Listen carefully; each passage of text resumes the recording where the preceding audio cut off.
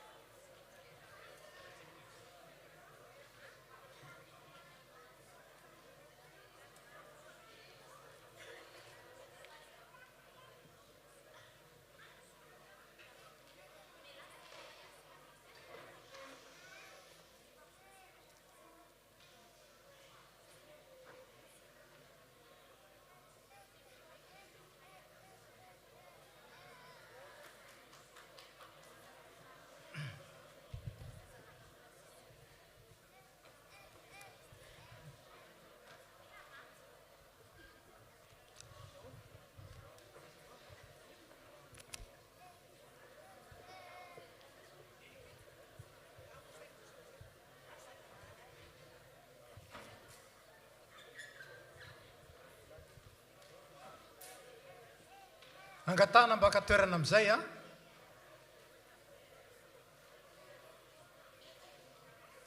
Mba maka toerantsika tompoko.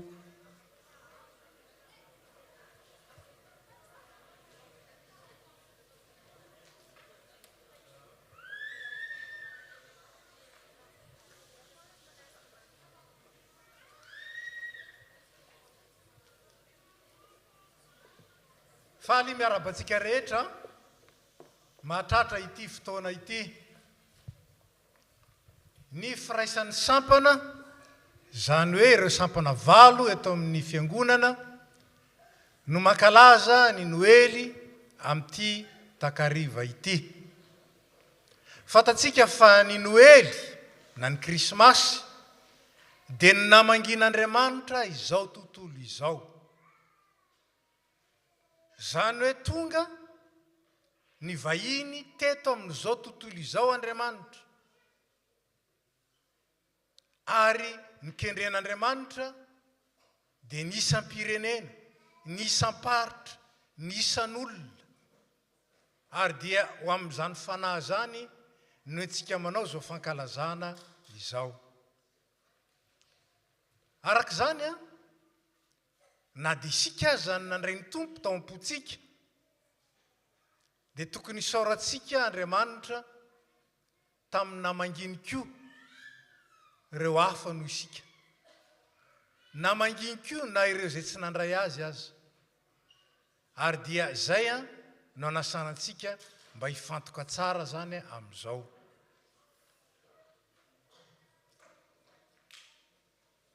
Toa mbola tsy mebisebitsika, mbola tsy vonona ny sasany.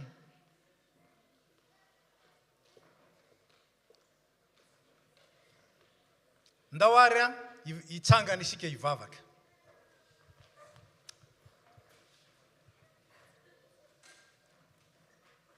Tompo Andriamanitray, misaotra, midera, mankalaza, manome voninahitra, manandratra avy ny anaranao zay. Mendrika izany ianao Tompo satria tsara ianao, ary tsara ny asanao.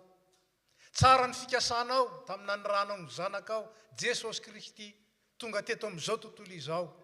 Ary dia mbola ankalazaina mandraky tiany androany zany fahatongavany zany. Misaotra fa tianao izao tontolo izao. Ary misaotra fa novorinao eto zay mba hankalaza izany, na dia tsy mahay mankalaza zany azy izao tontolo izao. Maka ny toerany zay, nefa koa dia manambatra ny feonay amin'ny fifalian'ireo mankalaza anao satria Andriamanitra mendrika ny dera, ny fankasitrahana, ny saotra, ny laza ianao. Ankehitriny Tompo tafavory eto zay dia tianay ny banjina anao Kristy. Ianao an-tananakavanany ray, mijery anay ary mahita anay. Tianay Tompo ny anatrehanao zao, fa aniverseranao zao. Ka raha amin'ny aniverseranao ianao tsy eo, tsy misy heviny ny fetinay. Misaotra anao nefa fihafanany metoky ianao fa na aiza na aiza ny angona androna telo amin'ny anaranao, eo fovoany ianao. Mety aiza hoe tao fovoanay. Ary aoka raha kotrokotroka izao fankalazana izao, dia aoka ny hafanan'ny fonay mankalaza sy manome voninahitra ary manandratra anao, aoka izany no baiko azy, fa tsy ny fihetseham-po fotsiny tianao fety.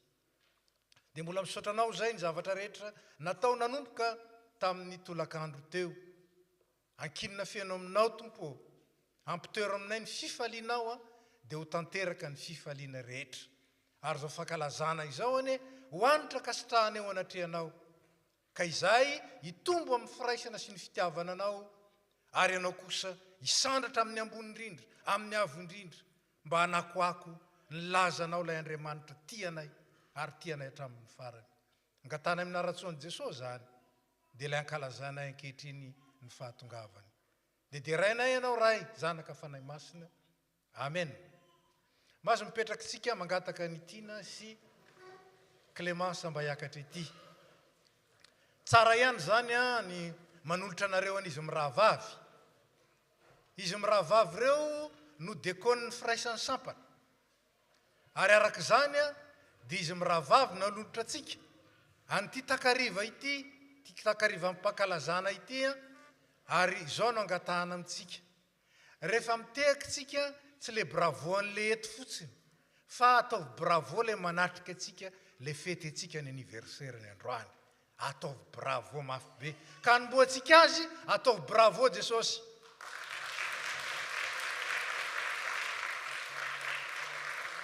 Saotra Tompo.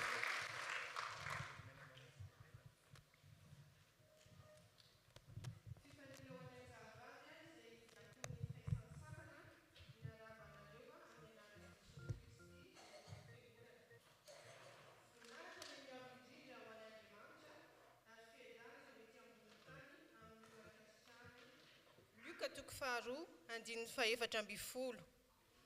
Izany loha hevitra iompanan'ny fankalazana ny noelin'ny firaisan'ny sampana amin'izao akatoky ny fahatongavan'ny noely izao. Hetsika izay natao tena miavaka tsy toy ny mahazatra isan-taona izy ity.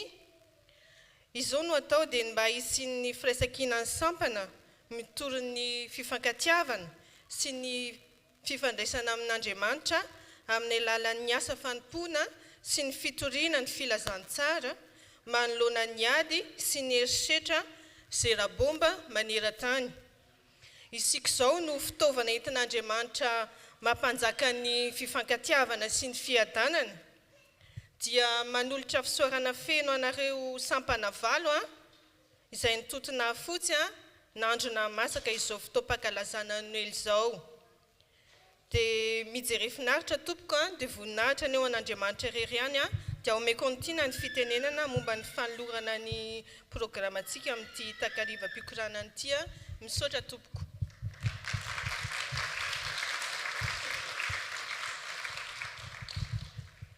Dia mbola faly miaraba anareo. Ny fandaharam-potoanantsika androany moa zany dia misy hira anombohan'ny sampana valo iarahana manomboka ary hira iray iarahana mamarana. Manaraka izany dia hifandimby anao hetsika ety an-toerana ny sampana valo izay atomboky ny sampana vehivavy kristianina, toy izany sampana tily, sampana SLK lehilahy kristianina, avy eo sampana sekulalady, dia elanirana manomboka ary hira iray iarahana mamarana.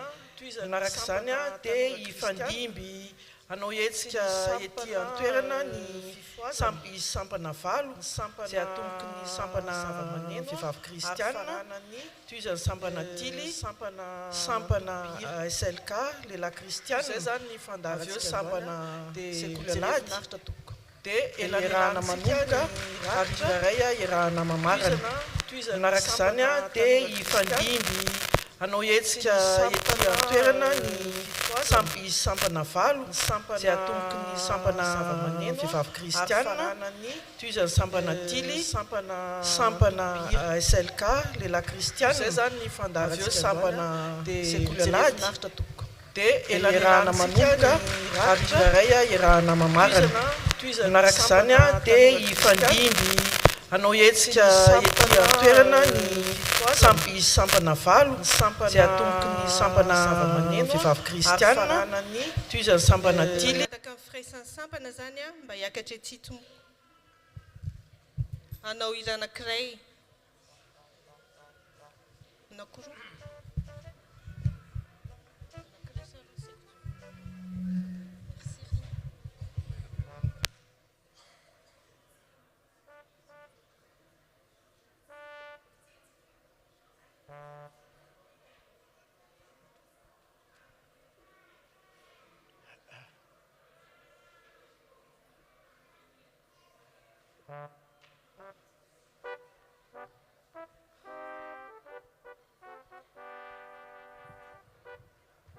Dia afa-tsika mafy ny sampana valon'ny fiangonana, amin'izay izy mafitripitrika koa. Misaotra tompoko.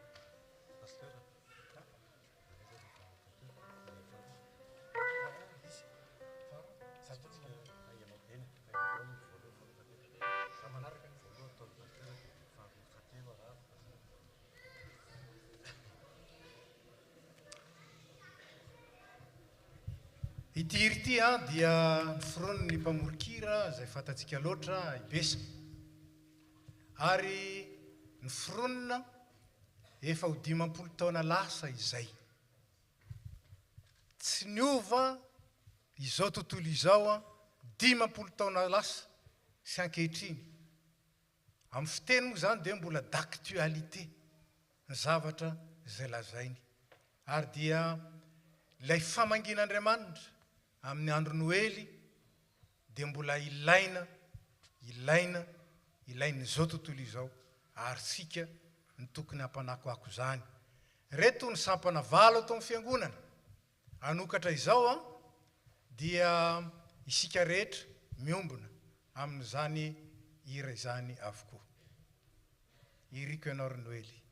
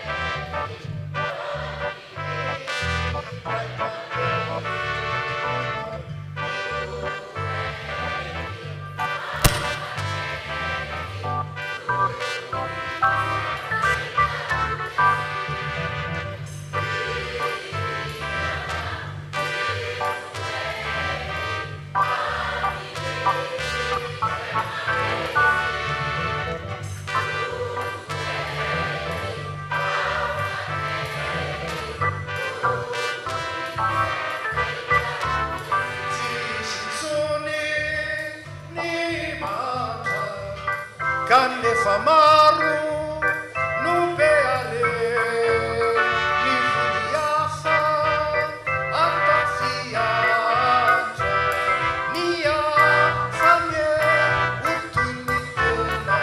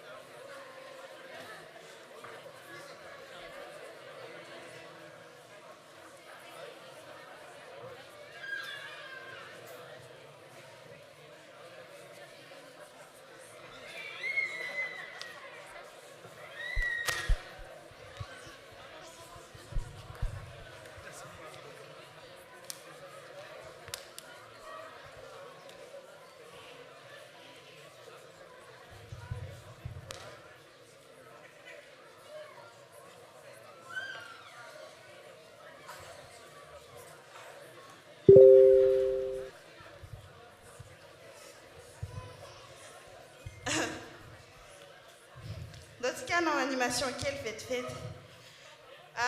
Mahay lamako daholo angambany a. Fa ovantsika kely fotsiny. Manao hoe alamako dia ovana le izy hoe tia Jesosy. Lamako tia Jesosy, lamako tia Jesosy. Ny avereno hoe tia Jesosy. Dia ny atamba Jesosy. Atao lamako. Lamako. Avereno. Avereno. Atamba. Zao zany dia ny sampana SVK no hisantatra ny. Dia mbola faly miarabantsika rehetra amin'ny anaran'ny tompo dia araka ny fandaminana sy ny fandanteny SVK no hanao ny fandraisana anjarany ka nitiany SVK avotra amin'izao fandraisana anjara izao dia ny foko enina any Madagasikara dia ny tena tiana avotra dia hoe ny firaisana na eo ny fahasamihafana dia eo amin'ny tompo dia iray ihany tsika rehetra satria tompo iray ihany no andriamantsika dia miara-mifaly ny foko rehetra Madagasikara amin'ny alalan'ny SVK mangataka ny SVK mba hiakatra azafady tompoko.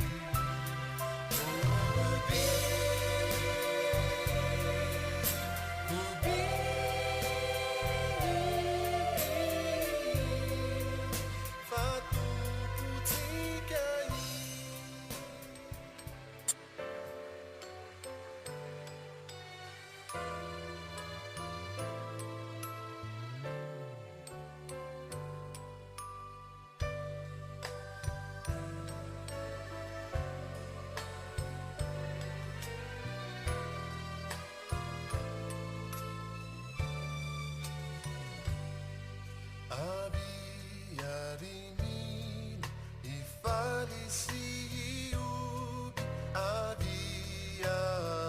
aviakani Betlehem Teshakateso tumpuni ang seli Havia itokas Havia itokas Havia itokas Sai tumpunan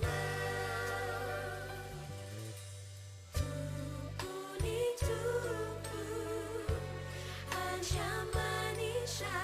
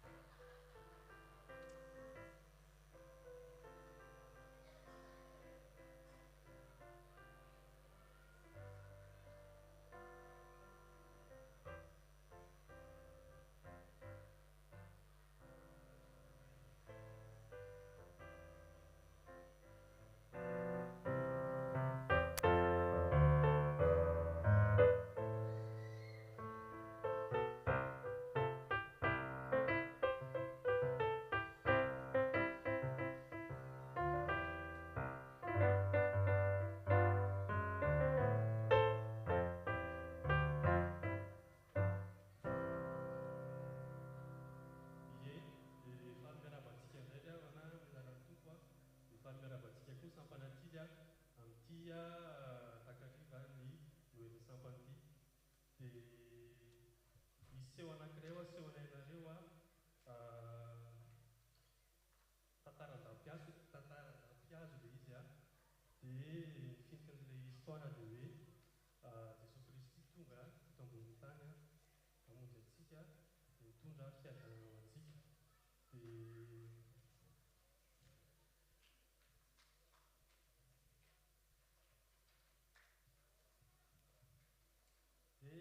manasa antsika ary hijery finaritra dia rehefa feo indray.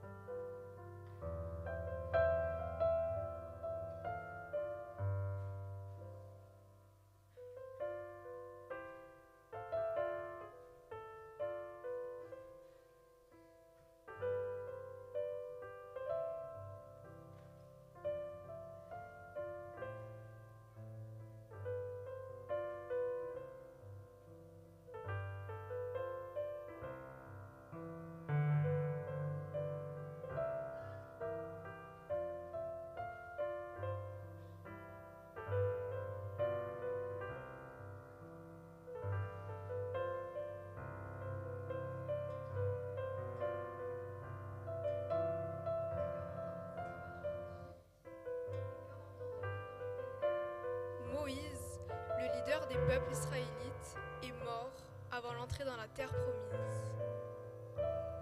Afin de poursuivre leur conquête du pays de Canaan, un homme, appelé Josué, lui succéda pour conduire le peuple d'Israël.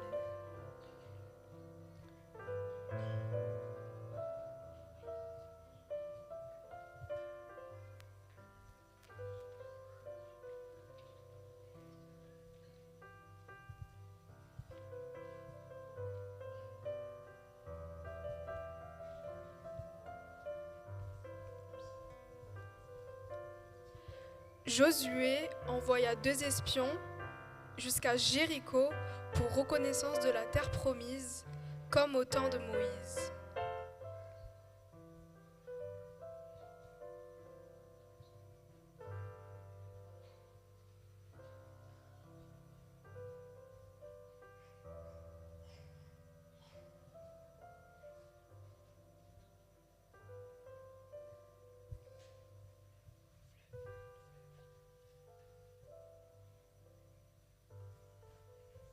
Sous la conduite de Josué, les Israélites traversèrent aussi le fleuve du Jourdain, qui s'est divisé en 2.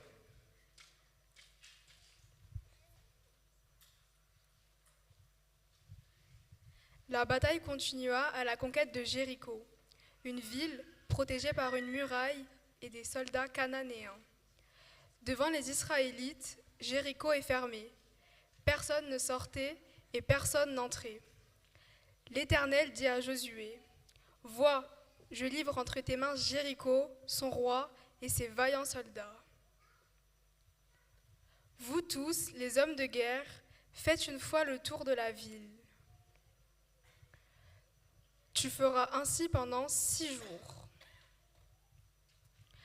Mettez 7 sacrificateurs devant l'arche avec 7 trompettes puissantes.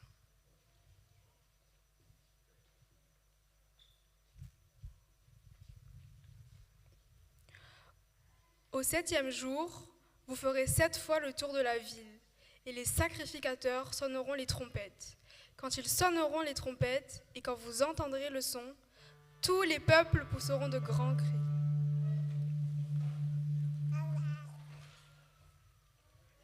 Ouais! Alors, la muraille de la ville s'écroulera, et le peuple entrera en guerre.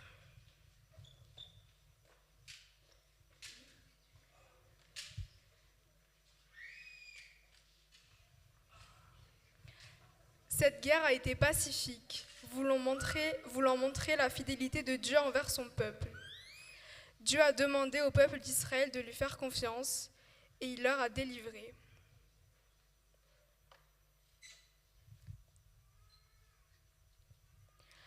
La terre promise a été partagée à chacun des 12 tribus d'Israël. Mais de génération en génération, les peuples d'Israël vécurent des multiples guerres et de l'esclavage.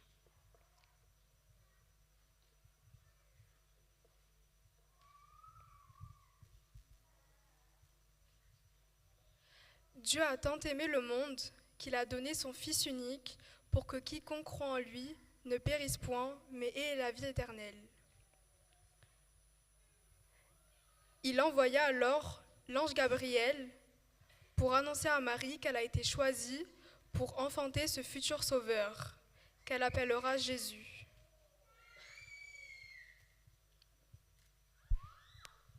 C'est un enfant du miracle, car c'est Dieu qui l'a donné à Marie, alors même qu'elle n'était pas encore mariée à Joseph.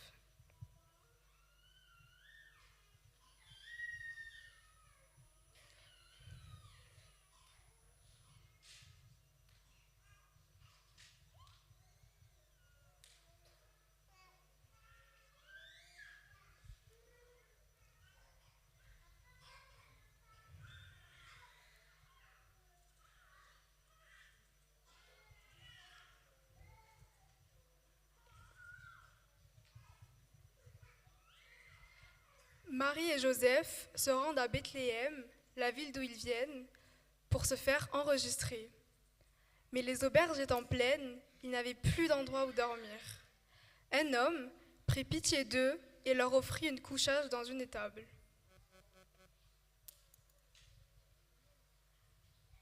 La nouvelle se répandit que le Fils de Dieu allait venir, et les bergers accoururent de la Galilée pour voir cet enfant qui va sauver les hommes.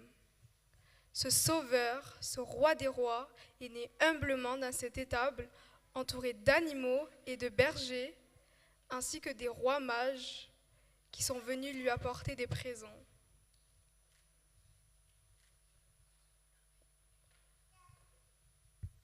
La venue de Jésus sur terre est pour nous qui croyons en lui le plus beau cadeau que Dieu puisse nous donner. C'est le prince de paix, l'espoir du monde.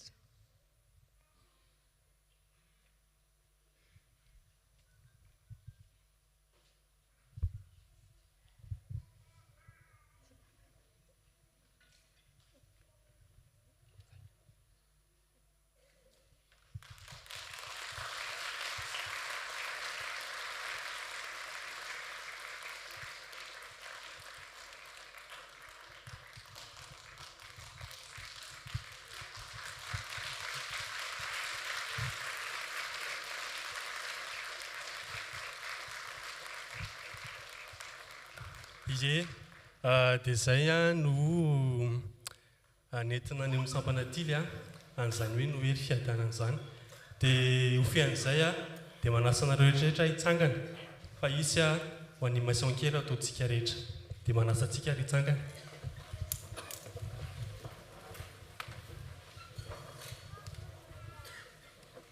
Misy raha ho ataoko izay dia ho averintsika miaraka ilay hira dia avy eo asiantsika fihetsika amin'ny farany.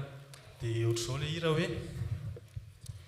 ny fitiavan'i Jesosy tsara re, ny fitiavan'i Jesosy zafady fa diso ohatr'izao ilay izy. Ny fitiavan'i Jesosy tena tsara re, ny fitiavan'i Jesosy tena tsara be, ny fitiavan'i Jesosy tena tsara re, fitiavana mampiadana be. Averiko fa za manko tsy chorale fa tily dia efa hainareo ihany. Ny fitiavan'i Jesosy tena tsara re, ny fitiavan'i Jesosy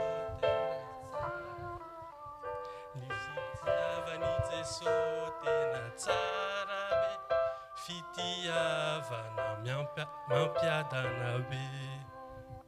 Dia ohatr'izao ny refrain hoe avobe azoko iakarana ivabe azoko idinana gozabe azoko iodonana ny fitiavany Jesosy mampiadana be ao a dia asiako fihetsika ilay izy a dia miala tsiny fa indraindray ny dôla salady ny falasa saola dia ohatr'izao ilay izy hoe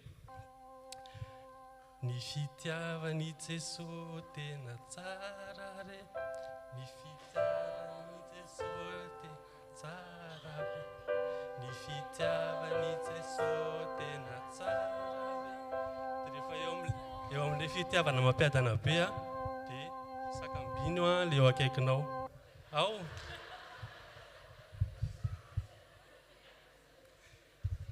ao velitsika ary efa samy maka partenaire zany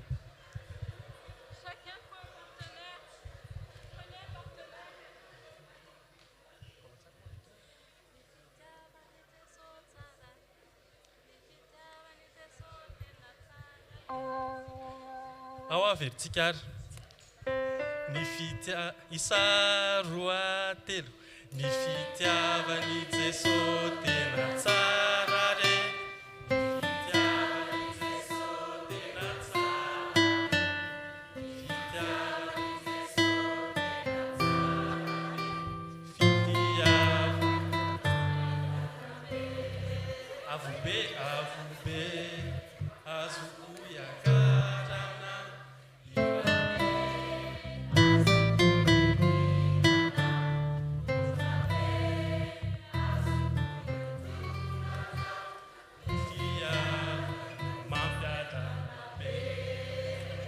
misaotratsika rehetra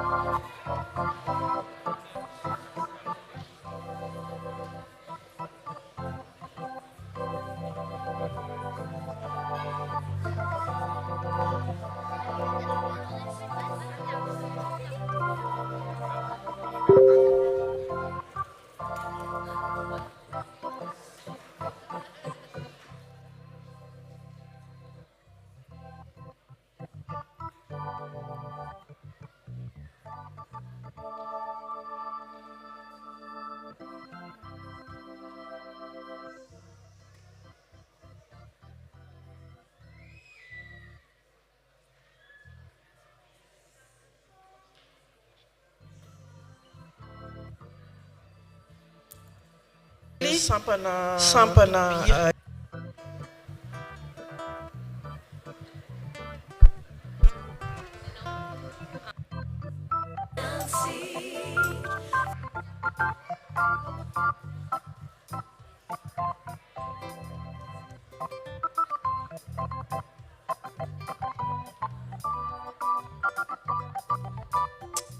zao zany dia anjaran'ny sampana lehilahy kristianina dia matetika moa ny SLK mavitribitrika miakatra androany exception kely fotsiny fa efa eny an-dalany zareo a dia reny zareo fa mandrosy reny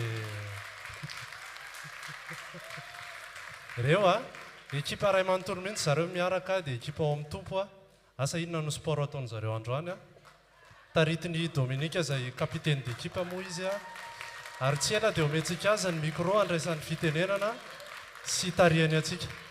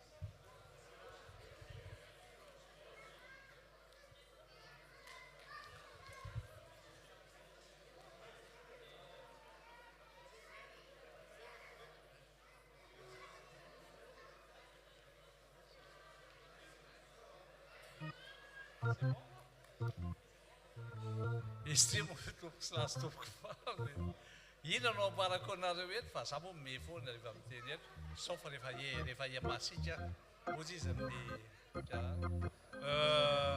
tsisy ho teneniko a fa oka ny hira sy ny hetsika ataony eny nyteny azy soda tompoko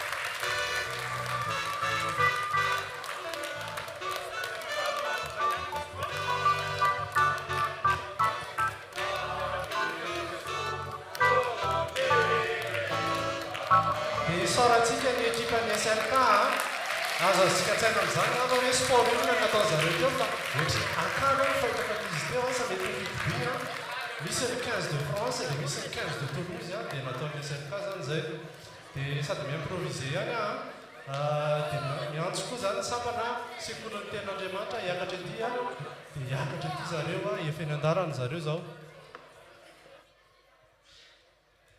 dia hitako fa ho avy tsy ho eleo koa zany misa zao andray an'ity micro ty dia hitarika antsika ao anatin'izany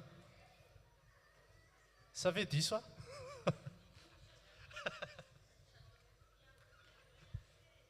ndao ary miakarary ny ankizy ny sekoly alahady sekolin'ny ten'Andriamanitra tsy voatery ankizy moa iarahantsika malala zany sekolin'ny ten'Andriamanitra dia misy dingana sivy tsy voatery ankizy fa misy tanora ihany koa mpampianatra koa ony atsona hiakatra mpampianatra ihany koa ngamba ny tinina sorotenenao anatin'ilay izy fa tsy mpampianatra koa dia atsona hiakatra ihany koa ny mpampianatra rehetra eo amin'ny sekolin'ny ten'Andriamanitra dia hifanotriny ety zany isika rehetra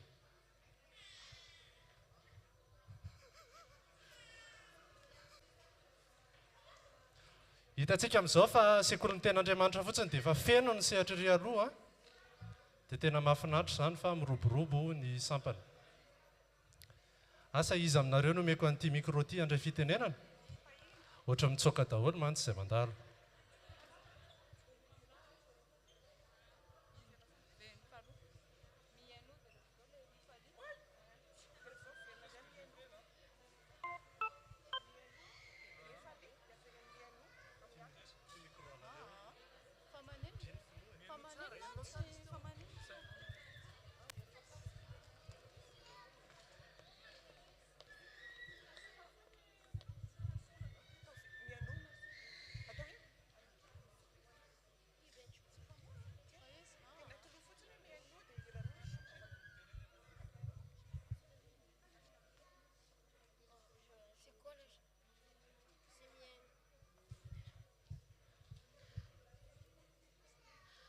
mafaly anay ao amin'ny sampana sekoly ny tenin'Andriamanitra zany manolotra anareo hira anankiroa mihaino ny voaloha dia mihaino finaritra tompoko.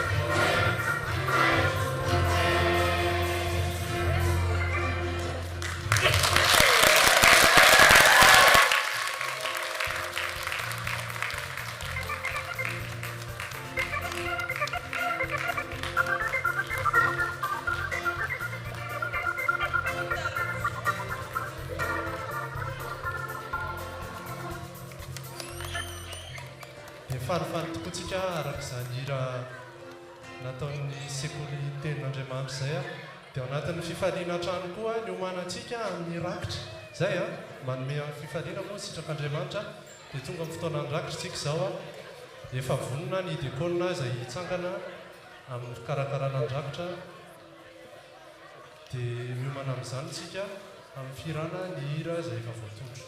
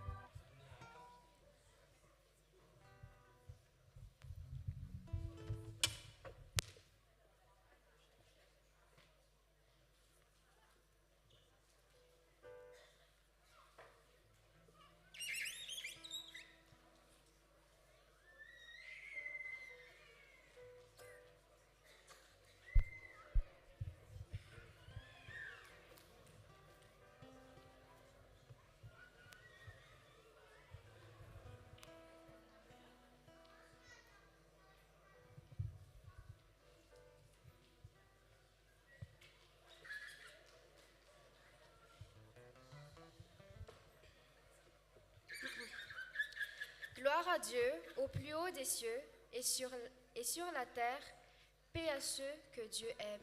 Luc 2, 14. Prions ensemble. Seigneur, nous te remercions de nous donner ce moment pour glorifier ton nom. Nous te demandons pardon s'il y a des choses qu'on a fait qui ne sont pas selon ta volonté. Et nous te demandons l'Esprit Saint pour nous aider et parler à travers nous, pour que nous puissions dire et témoigner de ton amour et de ta paix. Merci Seigneur. Amen. Bonsoir. Je m'appelle Kant et je suis de la STK. Notre thème d'aujourd'hui est un Noël de paix sur la terre. Je vais commencer par un court témoignage en commençant par ce verset.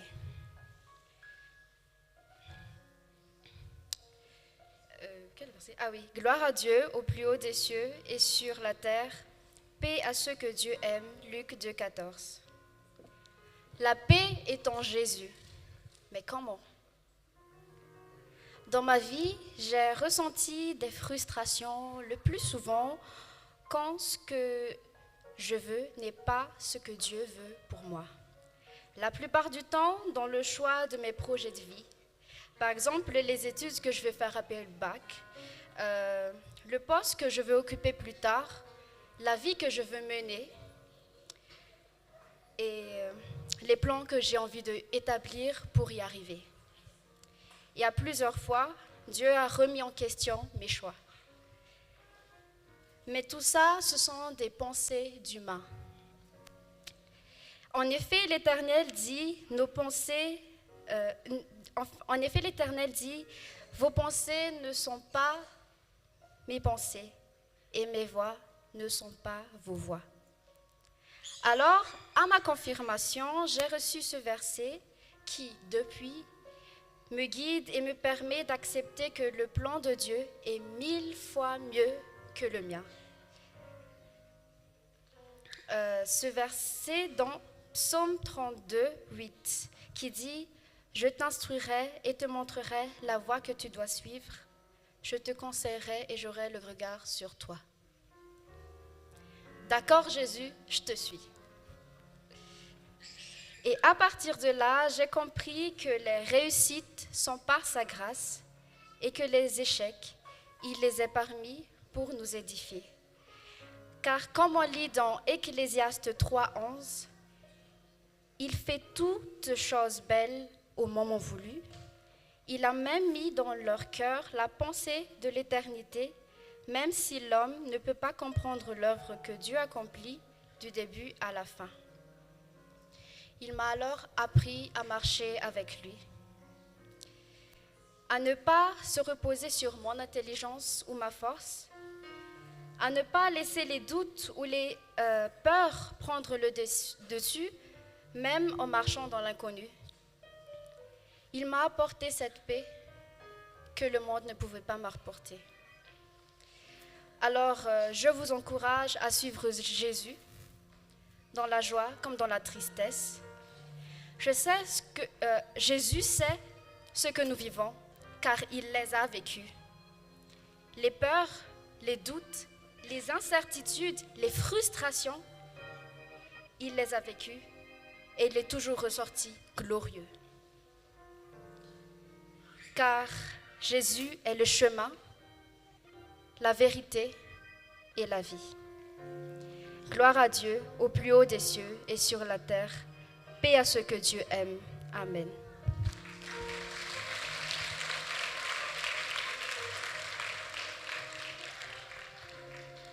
J'invite maintenant la STK à venir pour interpréter Abrite-moi.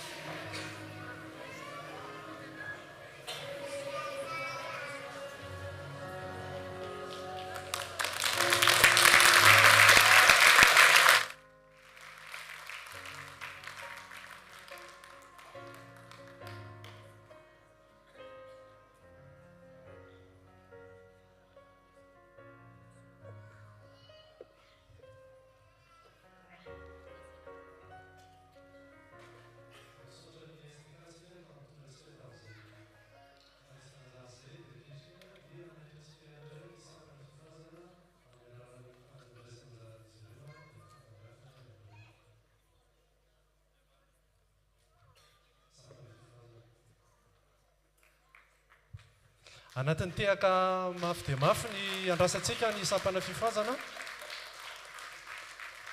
izay efa miomana ny akatra.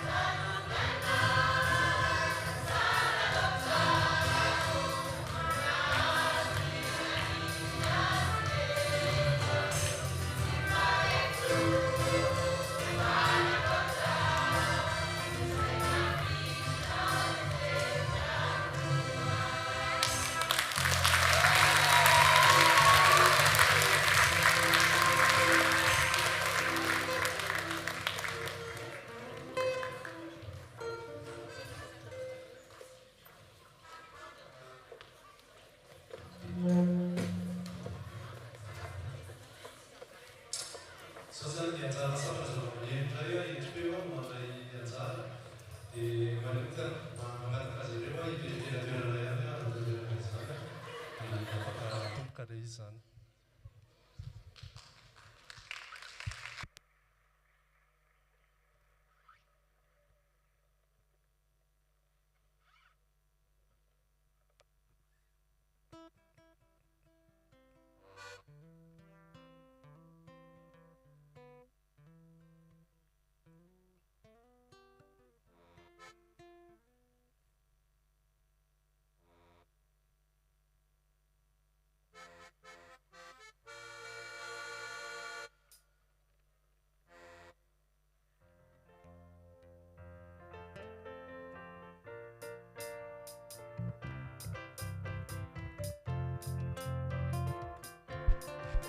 afaka mihiritsika io misoratra amin'ny salaitra be io zany. Comment ne pas te louer, comment ne pas te louer, comment ne pas te louer, Seigneur Jésus, comment ne pas te louer, comment ne pas te louer, comment ne pas te louer, Seigneur Jésus, comment, quand tu regardes autour de moi, je vois ta gloire, Seigneur Jésus, comment ne pas te louer, Seigneur Jésus, comment ne pas te louer, comment ne pas te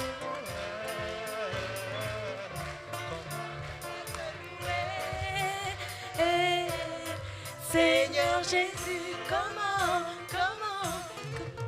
autour de moi, je vois mes frères, Seigneur Jésus, je sais pour eux, comment ne pas te louer,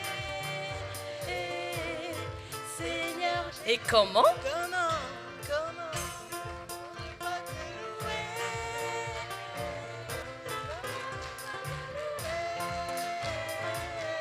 comment ne pas te louer, Seigneur, Comment